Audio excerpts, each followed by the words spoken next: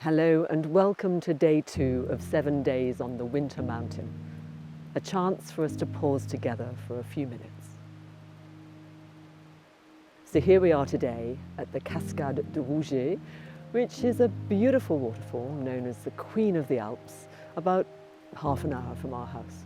It's been a bit of a struggle to get here through fairly wet, heavy snow, and those of you who saw the first series that we made, the 21-day series last spring, will have seen this waterfall in its abundant glory as it is in the spring when the snow is melting and the rains have come and it fills right up. But at the moment, it's quite small because a lot of it is frozen. So it's frozen all at the bottom, it's ice covered in snow, and there's a lot of kind of stalactites hanging down and a very thin trickle, a narrow trickle of water. But it's quite beautiful. But it's the winter version. So today, as I was walking up here, I was thinking about the fact that in the middle of January, around about the 18th, was the anniversary and the commemoration of the birthday of perhaps the greatest, or one of the greatest civil rights leaders of all time, Dr. Martin Luther King, Jr. And one of the things I remember, and I've always remembered and always reflected on, were, amongst all the wise words that he spoke, was this: we can all be great because we can all serve others. And I've thought often in my life, what does that mean, to serve others? To be, if you like, a servant leader. And what it means to me when I think about giving service to someone else, first and foremost, when I'm looking at another person and thinking about how I might help or what they might need, first and foremost, I think it's about looking at that person as a human being. Looking into the eyes of that person, looking, if you like, into their soul, listening to what they have to say, holding the space for them to be themselves. And I've found over the years, when I've simply sat quietly and listened to someone and given them their voice, that is perhaps the biggest service of all. But to do that, we have to feel okay in ourselves. We have to, if you like, serve ourselves first. We have to feel grounded and centered and stable so that we can hold that space for someone else. If you like, perhaps the greatness of which Martin Luther King spoke was simply that, was being oneself. Connected to oneself, understanding and giving space for whoever you are simply to be. And that starts, I think, with creating the space to do that. It starts with turning our attention inwards.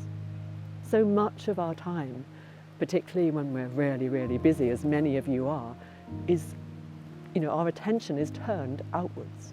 So much of our time, our attention is turned outwards. It's terribly important if we're able to serve others in the way that we'd like to be able to, from a sense of true presence, to turn our attention inwards from time to time. So that's another aspect of the pause. Yesterday I spoke about the pause being our capacity to create space, to respond rather than react, create thinking space. But another aspect of pausing is bringing our attention inwards to better understand who we are, to notice our thoughts, to realize they're just thoughts, and to dig a bit deeper into who is this person behind all of that, or at the center of all of that. So in our pause practice today, perhaps you might like simply to allow whatever arises to arise, and to practice observing it, and being okay with that. And notice if you start to judge it, notice if you want to quieten it, notice if you want it to be something else.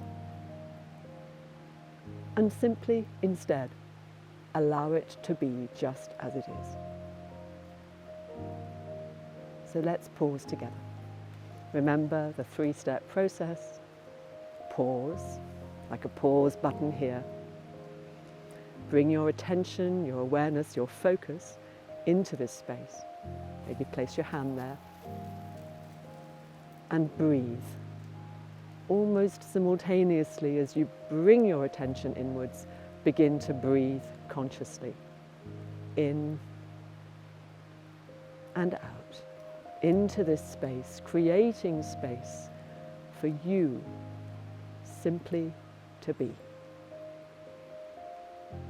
So either, I suggest, bring your gaze downwards or close your eyes, whichever you prefer. And let's pause together. So breathing in, know that you are breathing in, creating space, and breathing out, know that you are breathing out, releasing and letting go, and allowing whatever arises simply to be.